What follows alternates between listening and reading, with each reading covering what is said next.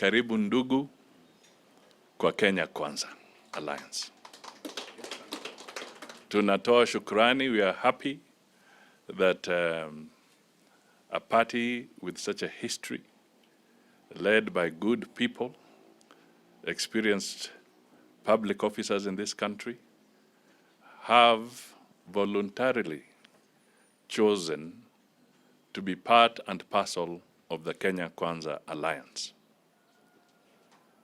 This is a historic day.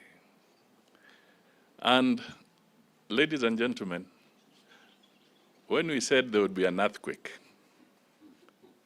surely this is another earthquake. Because if we just sit back to actually internalize the import of this session to the people of Kenya. Not too long ago, the judiciary of Kenya sent a very strong message, first through the High Court, then through the Court of Appeal, and more recently through the Supreme Court of Kenya, that they stand to make sure that the independence of institutions and the right of the people of Kenya shall not be trampled upon by the executive now or even in future. Today, Kenyans should actually internalize that the head of the legislative arm of government is also sending a very clear message to the Kenyan people. Because this is the head of the Democratic Party, but please don't forget that he's the speaker of an arm of government recognized in the Constitution. He is also sending a very clear message to the people of Kenya that democracy cannot be undermined and should not be undermined. So we salute you, and we salute you yet again. Today is supposed to be a deadline for political parties to submit documentation to the Registrar of Political Parties. And that is if you are putting in your papers as a coalition party.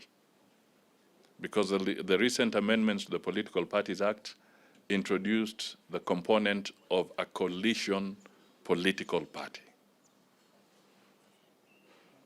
I want to make it clear that the Kenya Kwanza Alliance will not be submitting anything today so that there is no conflict or confusion. We are going in as a coalition of parties and not a coalition party. That distinction is so important. Please, the media, help us. Help us to disseminate this information to the public across our boundaries, that we as Kenya Kwanza are going in as a coalition of parties.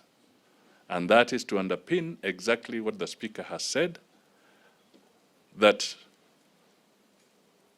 we anticipate and we are going to work with other parties.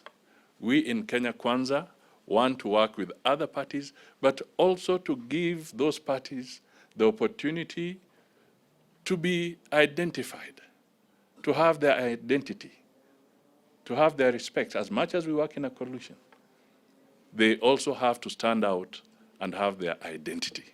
And that is why we are going as a coalition of parties. And the deadline for lodging our document is actually on the 9th of May. So I hope that clarity will now help our supporters. As the Speaker put it, there are some fellows who will require Ino or Andrews across the political divide, because what we have seen from our competitors is that they're trying to force an engagement does not allow for the recognition of the individual political parties. And us in Kenya, we are saying there's room for that recognition. So with that, I now say, Ndugu, well done. You've spoken for millions of Kenyans, and we are happy to hold hands and journey together on this Kenya Kwanza ship, which is for all the individual Kenyans in our country. Thank you, and God bless you all. There's something that we call site visit. Okay, that is when unataka kukuja ujione wewe mwenyewe, and I will advocate for you guys to come and view this land for yourself. Tusiseme tu na usiekelee blindly, pia wewe kuja ujione.